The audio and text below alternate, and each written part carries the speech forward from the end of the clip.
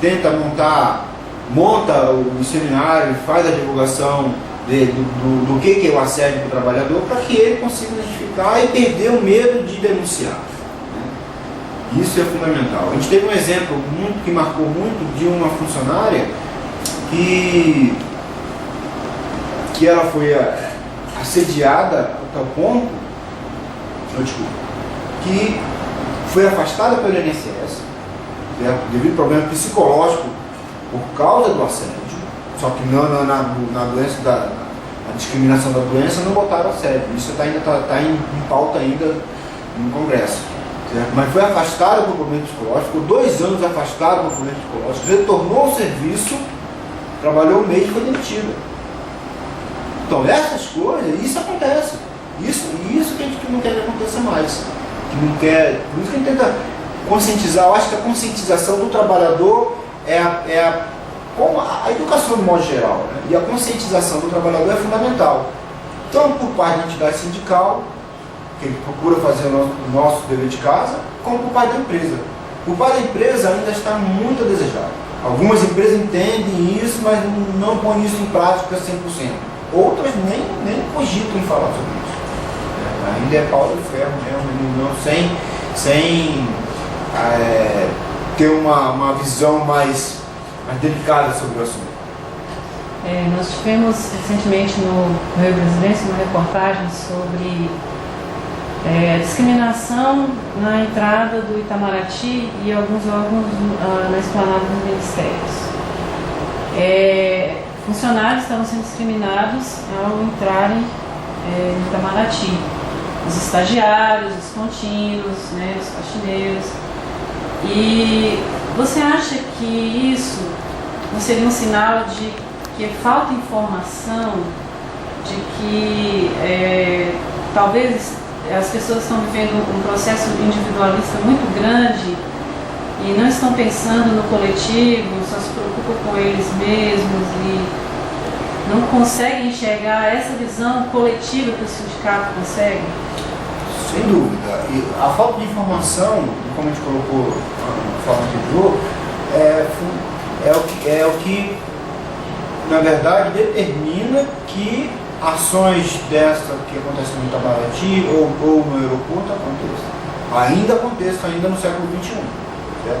Se a pessoa é informada e tem consciência dos seus direitos, de onde ela pode ir e vir, até onde ela pode ir e vir, do que você pode fazer comigo ou não, como trabalhador, ou como assessorista, ou como cidadão, é mais difícil sofrer o assédio. Quem sofre o assédio são pessoas, é interessante falar isso, que são pessoas específicas. São pessoas específicas. Parece que não existe uma regra, mas o assediador consegue observar e consegue. É difícil ele assediar uma pessoa que conhece seus direitos. Difícil. Uma pessoa que é conhecedora dos seus direitos, sabe o que ela tem como obrigação e como dever, e o que ela tem como direito, ela pode ser assediada, mas ela sabe onde buscar a sua defesa. Então o assediador pode acontecer, mas ele vai naquela que ele reconhece como uma pessoa que eu não falo nem que nem que é a grau de escolaridade. Eu falo conhecedor e cidadão, aquele cidadão que busca os seus direitos. Certo? Pessoas que têm essa consciência que você falou, de conhecer o que ela tem de direito como trabalhador e como cidadão, e de ir atrás desses direitos, é que cria uma linha divisória entre as pessoas que podem ser assediadas com muita força e outras que vão ser assediadas, mas vão buscar e vão aqui no sindicato e vão chamar, olha, vai lá, eu vou dar minha cara a tapa para que isso não mais aconteça. Mesmo que eu seja demitido, mas eu não vou admitir isso, que eu seja assediado. Isso aí é como assédio sexual.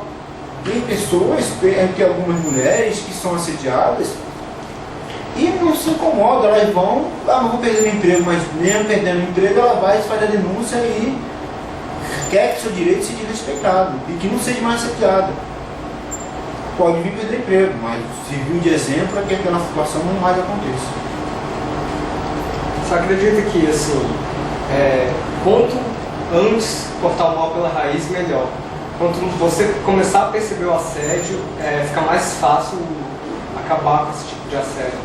Porque, por exemplo, assim, os assediadores, eles costumam buscar as pessoas mais vulneráveis ao bem dele, as pessoas que sabem que ele pode mexer. Então, assim, você acha que assim, se o funcionário vê isso começando e ele começar a buscar seus direitos, arrumar uma maneira, conhecimento mesmo para se proteger, talvez ele nem precise chegar ao ponto de envolver uma ação contra a empresa. Sim, verdade. O que é fundamental é conhecer os seus direitos, conhecer o que eu posso fazer, né? E cortar o mal pela raiz seria a nossa melhor opção. Quando começar para ser plantadas as primeiras sementes de assédio, as pessoas que vierem fazer a denúncia. Mas isso não é o que acontece. Quando as denúncias chegam, o assédio já está acontecendo muito fortemente, certo? As testemunhas já estão todas assim, inibidas para fazer alguma coisa.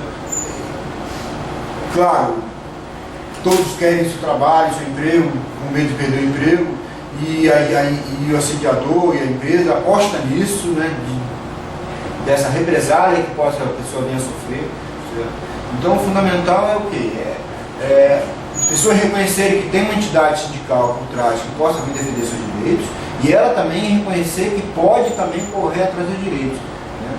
Conhecer aonde na legislação, pegar a CLT, por exemplo, que é a consolidação da lei trabalhista, ver onde na CLT fala sobre assédio, até onde, o que é assédio de fato, o que pode ter uma ação judicial contra assédio, e deixar claro para o seu ambiente de trabalho que você, não de uma maneira arrogante, mas deixar claro que você sabe aonde você pode ir e quais são os seus direitos, e que tem uma entidade sindical que defende seus direitos. Se essa entidade sindical não faz isso, procurar quem não faça, quem defende os direitos. Você acha que, então, uma medida assim, preventiva bem adequada seria na formação, no caso, na formação dos gestores, estaríamos jogando um pouco a responsabilidade em cima dos doutrinadores, dos gerentes gerais, mas você acha que teria que partir mais do patrão essa responsabilidade? Como eu falei no início, o assédio, quando uma causa de assédio sai numa publicação do Ministério Público e a gente aí divulga isso aí para a mídia, porque tem que ser divulgado, a partir do momento que bateu o martelo, tal empresa que foi assédio vai divulgar isso, né? Isso repercute muito mal para a empresa. Aí algumas empresas fazem isso, a formação dos gestores, de quem está do lado, vamos dizer assim, do patrão. Então, são gerentes, os gestores, supervisores, formar esse pessoal, e já algumas empresas pegam esse grupo de trabalho, que são trabalhadores também, vamos deixar claro, eles são gestores, mas são funcionários, são trabalhadores.